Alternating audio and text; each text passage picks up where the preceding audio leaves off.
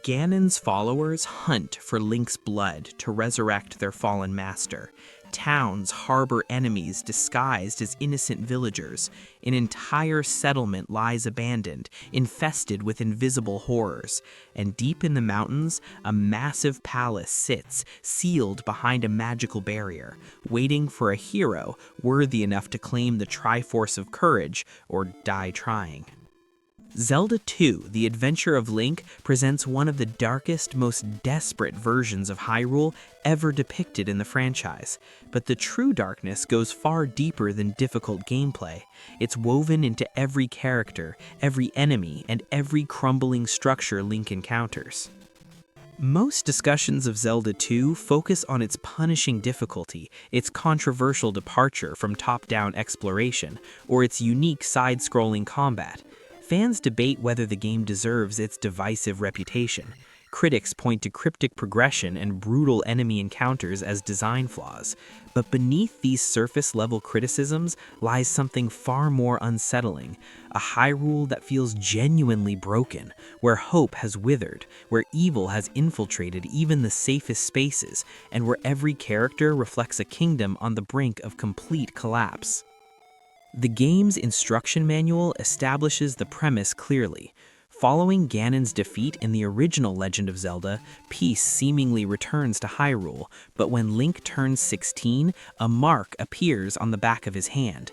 Impa reveals this mark opens a sealed chamber where a different Princess Zelda, not the one from the first game, but an ancient ancestor, lies in an eternal sleeping curse. Centuries ago, a king of Hyrule possessed the complete Triforce, but feared it might be misused after his death. He told his son and daughter about the Triforce of Power and Wisdom, but kept the Triforce of Courage secret.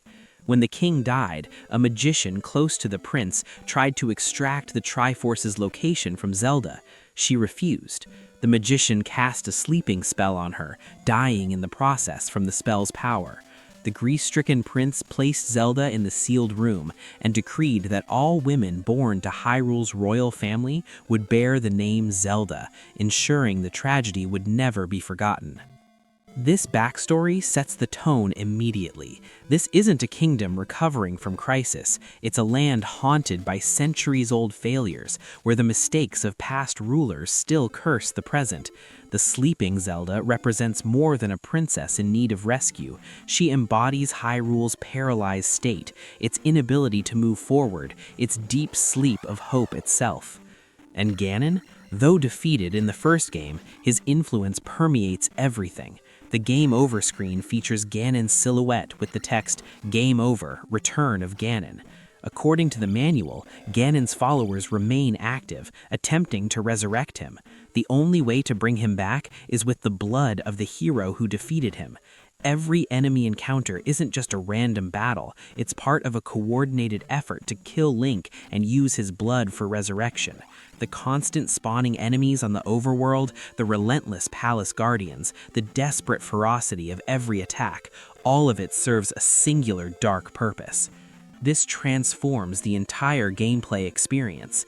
When players die repeatedly, when they struggle to progress, when every step forward requires life or death combat, the game isn't just being difficult, it's communicating that Link is genuinely hunted, that Ganon's shadow still looms over Hyrule despite his physical absence, that the forces of darkness maintain enough power to threaten total domination.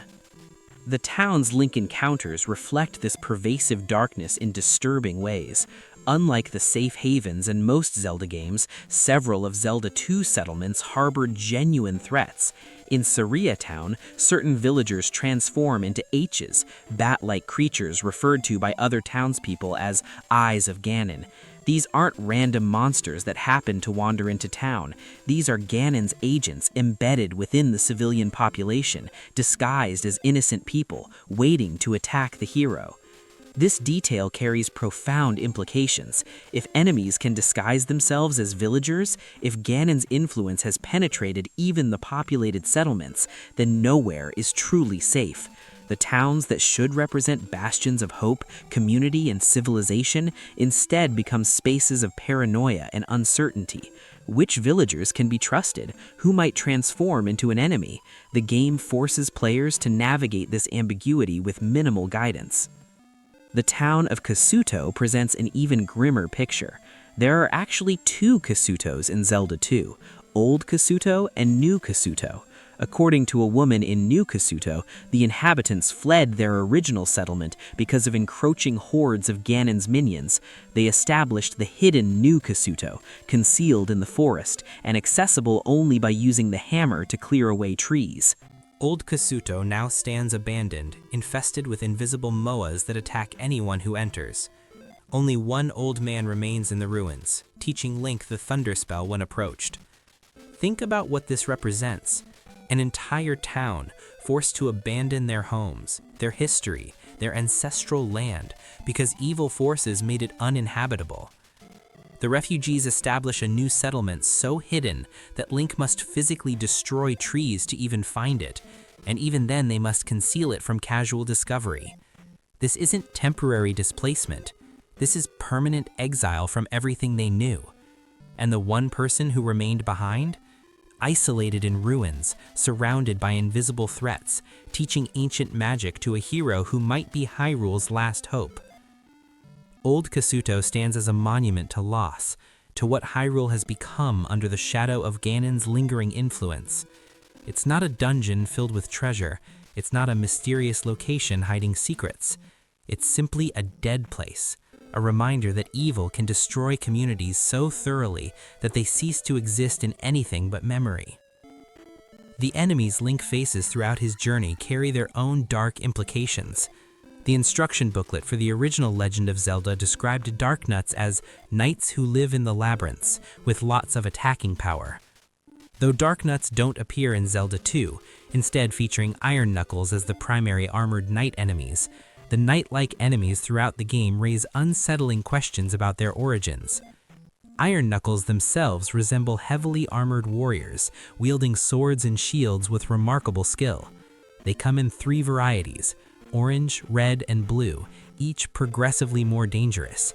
They fight intelligently, blocking high or low, striking with precision and responding to Link's movements with tactical awareness. These aren't mindless monsters. These are trained combatants. In later Zelda games, armored knight enemies have been explicitly identified as corrupted or brainwashed Hylians. In Ocarina of Time, the Iron Knuckle guarding Naboru is revealed to be Naboru herself, brainwashed and encased in armor. In A Link to the Past, the soldiers attacking Link in Hyrule Castle are described as knights corrupted by Aghanim's magic. The series establishes precedent for these knight-like enemies being former defenders of Hyrule, twisted into servants of darkness. While Zelda II never explicitly confirms this connection, the implication resonates throughout the game. Who would possess the training to fight like Iron Knuckles? Who would guard palaces with such skill and determination? The most likely answer? These were once knights themselves, guardians of Hyrule, transformed into guardians for evil. Every Iron Knuckle Link defeats might be a fallen defender, someone who once stood for the kingdom, now forced to stand against it. This reading transforms palace encounters from simple boss battles into tragedies. Link isn't just fighting enemies, he's potentially fighting the corrupted remnants of Hyrule's own protectors, warriors who fell defending their kingdom and now serve as weapons against it. The game never confirms this interpretation, but it also never denies it. The ambiguity makes it darker. Players are left to wonder who these armored figures truly are, what they once represented, what was taken from them. Even the common enemies feel more desperate in Zelda II. Moblins and Octoroks appear throughout the Zelda series as standard monsters, but in this game, they spawn constantly on the overworld, throwing themselves at Link with relentless determination. They're not just obstacles, they're hunting parties, actively seeking the hero's blood for Ganon's resurrection. Their behavior shifts from territorial defense to active pursuit, from random encounters to coordinated assault. This desperation extends to every enemy type. The Jerus throwing stones from high walls, the Zoras emerging from water to attack, the dealers dropping from ceilings, the bots that spawn endlessly in certain areas. None of them fight for territory or treasure. They fight because Ganon's followers have mobilized every monster in Hyrule toward a single goal: kill Link before he can complete his quest. The palaces themselves tell stories of failure and abandonment. These 6 structures, Parapa Palace, Midoro Palace, Island Palace, Maze Island Palace, Ocean Palace, and Hidden Palace, dot the landscape like monuments to a forgotten age. The game's instruction manual describes them as locations where Link must place crystals, but it never explains who built them, why they exist, or what purpose they originally served. The Great Palace offers the most profound mystery. According to the manual, it was created by the Great King of Hyrule to hide the Triforce of Courage. This massive structure sits at the end of the Valley of Death, sealed by a magical binding force that only lowers when crystals are placed in all 6 other palaces. Inside, the palace extends far beyond what Link expected, a sprawling labyrinth filled with the most dangerous enemies in the game, including the dreaded Foka warriors. The Great Palace represents past glory transformed into present trial. It was built by a king wise enough to hide one piece of the Triforce, powerful enough to seal it behind magical barriers, and paranoid enough to believe it needed such protection. But now it stands as the final gauntlet, the ultimate test of worthiness. The king created this place not as a gift to future heroes, but as a challenge. Only someone who can survive its horrors deserves the Triforce of Courage. This philosophy reveals something dark about Hyrule's history. The great kings who once ruled didn't create systems to help future generations. They created trials. They hid knowledge rather than preserving it accessibly. They designed challenges that would kill the unworthy rather than training grounds that would prepare heroes. The Great Palace embodies this approach, a test so brutal that most who attempt it will die, and only the exceptional will emerge victorious. The old men scattered throughout Hyrule reflect this same philosophy. These wise figures offer cryptic warnings, teach Link sword techniques and spells, but none provide comprehensive guidance. The old man in Rauru teaches the shield spell. The old man in Rudo teaches the jump technique. The old man in Mido teaches the downward thrust. Each offers one piece of a larger puzzle, but no one provides the complete picture. This fragmentation of knowledge mirrors the kingdom's fractured state. Information that could help Link has been scattered, divided, parceled out to different locations and different teachers. There's no central source of wisdom, no unified repository of guidance. If Link misses a town, fails to talk to the right person, or doesn't discover a hidden location, he can become completely roadblocked in his quest, unable to progress because he lacks a specific technique or spell. The game makes players feel this isolation keenly. When stuck, there's no friendly NPC who says, "You should visit the old man in the north who teaches a technique you'll need." There's no map marking essential locations. There's no journal recording important information. Players must discover everything through exploration, experimentation, or external resources like strategy guides. This design choice, whether intentional or a product of hardware limitations and early game design conventions, creates an experience that feels genuinely desperate. Link isn't embarking on a guided hero's journey with mentors preparing him for each challenge. He's stumbling through a broken kingdom, piecing together fragments of ancient knowledge, hoping he doesn't miss something crucial. The women in towns who restore Link's health and magic represent the only consistent sources of help. In each settlement, a woman in red offers to restore health, while an old woman in orange restores magic. These figures provide essential services, allowing Link to continue his quest. But even this help feels limited, reactive rather than proactive. They heal wounds already inflicted, they refill magic already spent. They don't prevent the damage, they just make it survivable. And the sleeping Zelda, this princess this entire quest aims to awaken, represents the ultimate tragedy. She's been cursed for centuries because she refused to betray her father's trust, because she wouldn't reveal the Triforce's location even under magical interrogation. Her virtue was punished with eternal sleep, her loyalty rewarded with endless unconsciousness, and Hyrule has been without her wisdom, her leadership, her presence for generations. The decree that followed, that all princesses would be named Zelda, was meant to ensure the tragedy wouldn't be forgotten. But what has this actually accomplished? Has it prevented similar tragedies? Has it made Hyrule stronger? The evidence suggests otherwise. The kingdom remains fractured, vulnerable, desperate. The decree memorialized failure rather than inspiring prevention. Link's quest to awaken her becomes more than rescuing a princess. It's an attempt to break a cycle of tragedy, to redeem centuries of stagnation, to restore what was lost when that ancient magician cast his curse. Every palace conquered, every crystal placed, every enemy defeated brings Hyrule one step closer to breaking free from its paralysis. The shadow Link fights at the end of the Great Palace carries particular weight in this context. After surviving the palace's horrors, defeating the Guardian Thunderbird, Link faces his own shadow, a dark reflection that mirrors his movements, uses his techniques, fights with his abilities.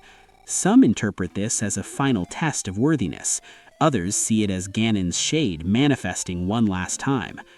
But thematically, fighting one's shadow represents confronting the darkness within, overcoming self-doubt, mastering fear. After everything Link has endured, constant death and resurrection, brutal combat, cryptic progression, isolation, his final enemy is himself. Not an external monster, but his own limitations, his own darkness, his own potential for failure. Victory over the shadow means more than defeating another enemy. It means proving that despite everything Hyrule has become, despite all the darkness and desperation and tragedy, the hero remains worthy. The courage to continue exists even when hope seems lost. The strength to fight persists even when failure appears inevitable. When Link finally claims the Triforce of Courage and awakens the sleeping Zelda, peace supposedly returns to Hyrule. The game ends with a simple image of Link and Zelda standing together, the curtain falling behind them. The curse is broken. The quest is complete. But here's what makes Zelda II's darkness so profound. Players have experienced the full horror of what Hyrule has become.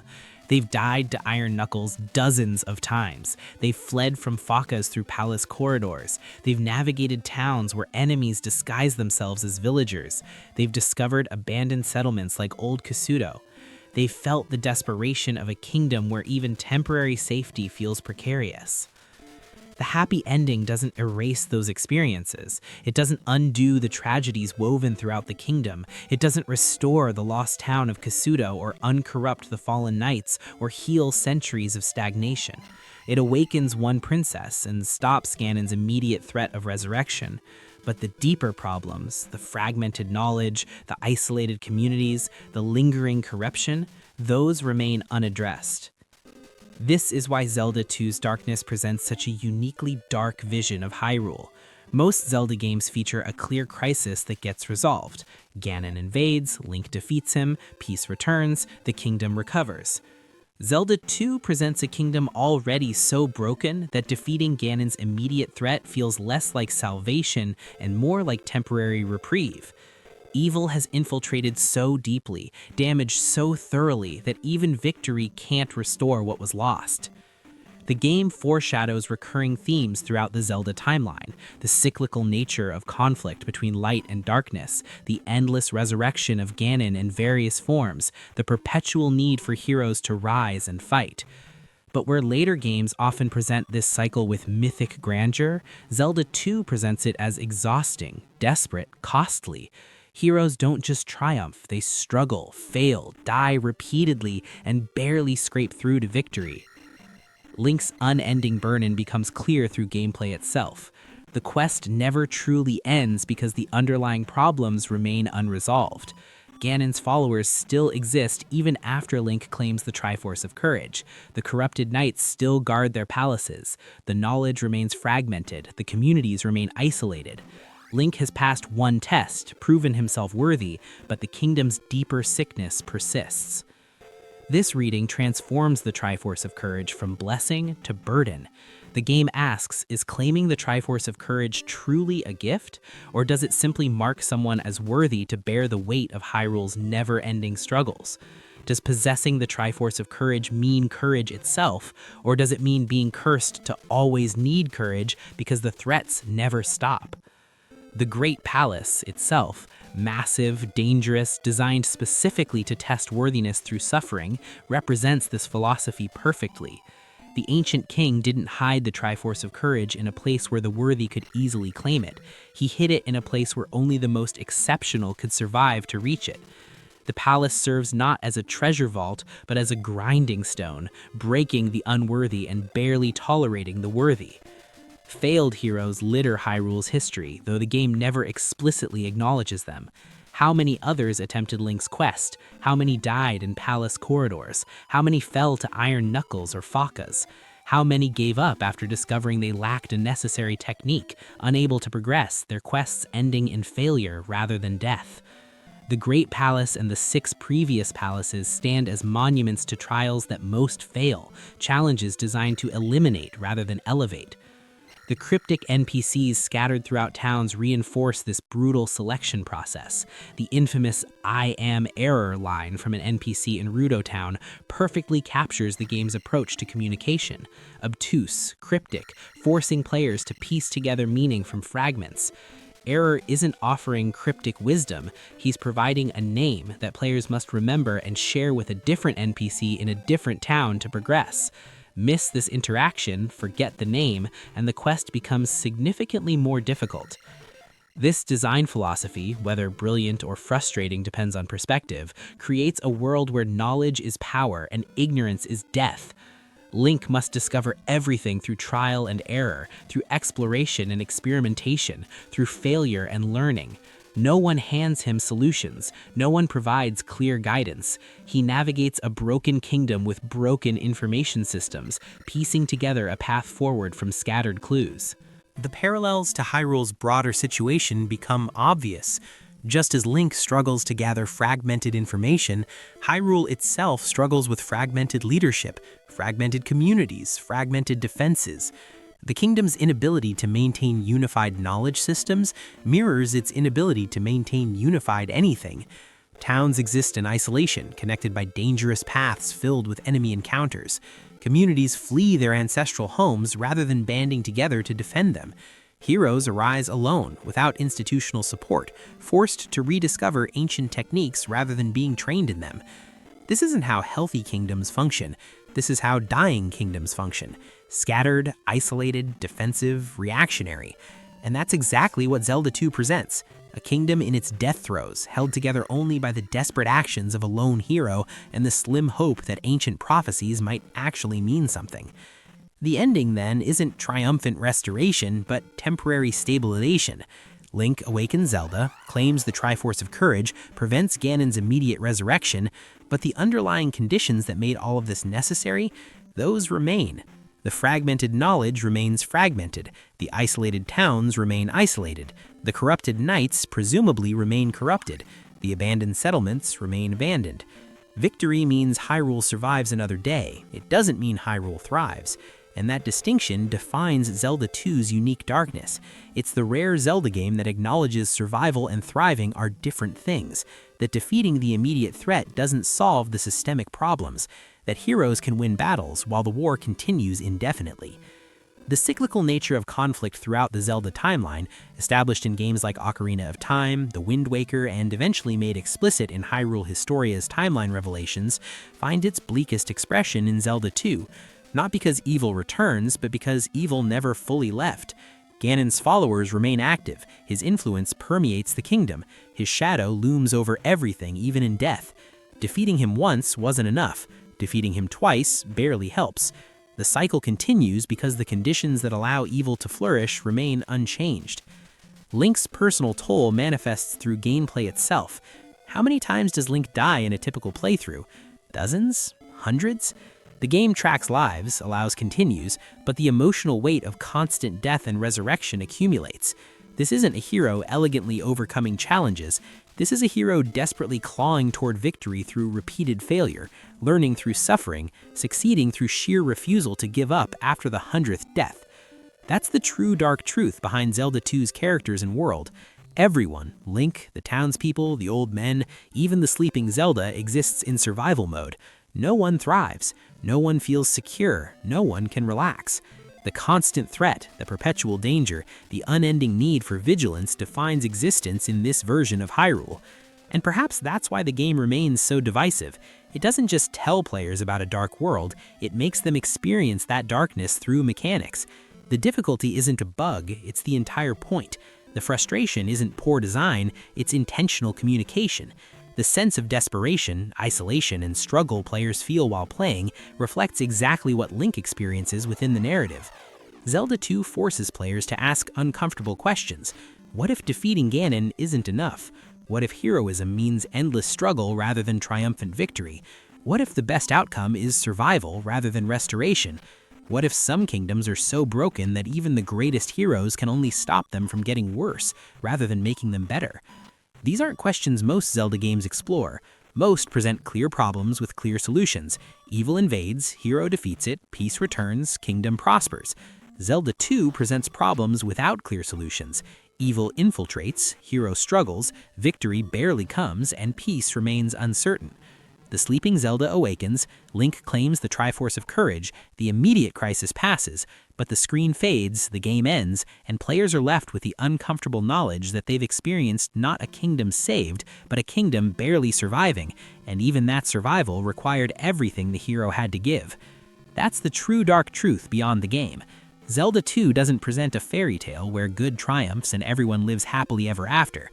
It presents a harsh reality where good can barely hold ground against evil, where victory means surviving rather than thriving, where heroes sacrifice everything just to maintain the status quo. The characters aren't heroes and villains in a grand adventure, they're survivors and threats in a desperate struggle. The world isn't a magical kingdom waiting to be saved, it's a dying realm clinging to existence. The story isn't about restoration, it's about preventing complete collapse. And players feel all of this not through exposition or dialogue, but through gameplay itself, through constant death, through cryptic progression, through desperate combat, through the exhausting grind of simply trying to reach the next checkpoint alive. Zelda 2's greatest achievement might be creating this perfect alignment between mechanics and narrative, where the difficulty communicates the desperation, where the frustration reflects the kingdom's fractured state, where the player's experience of struggle mirrors Link's experience of struggle, where gameplay and story fuse into one coherent statement. Sometimes survival is the only victory possible.